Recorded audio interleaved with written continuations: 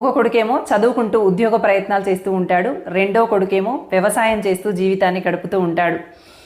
ఎప్పుడూ కూడా తల్లికి వ్యవసాయం చేస్తున్నటువంటి కొడుకు పట్ల కాస్త ప్రేమ, జాలి, దయ ఎక్కువగా ఉండేవి. ఎందుకంటే ఎండలో పనిచేస్తున్నాడు, దున్నుతున్నాడు, చాలా కష్టపడుతున్నాడు అని చెప్పి కొడుకు పట్ల కాస్త ప్రేమ ఎక్కువగా ఉండేది.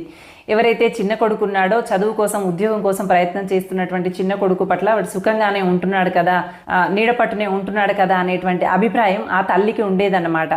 అలా కొంతకాలం గడిచిన తర్వాత తల్లికి అనిపిస్తుంది, నేనేమైనా తప్పుగా అర్థం చేసుకుంటున్నానా, నా ఇద్దరు కొడుకుల్ని సమానంగా చూడలేకపోతున్నానా అని చెప్పి ఆమె ఆలోచించి ఒక ఐడియా వస్తుంది ఆమెకి. ఏమని అంటే, తను చిలికినటువంటి వెన్నముద్ద ఉంటుంది కదా, ఆ వెన్నముద్దని వాళ్ళు పడుకున్నప్పుడు వాళ్ళ చేతిలో పెట్టి చూద్దాము. ఎవరి బాడీలో అయితే ఎక్కువ టెన్షన్ ఉంటుందో ఆ బాడీ హీట్గా ఉంటుంది కాబట్టి ఆ వెన్నముద్ద చేతిలో పెట్టగానే కరిగిపోతుంది. కరిగినటువంటి ఎవరి చేతిలో పెడితే వెన్నముద్ద కరిగిపోతుందో, కరిగిపోయిన వాడు ఎక్కువగా టెన్షన్లో ఉన్నట్టు. ఎవరిదైతే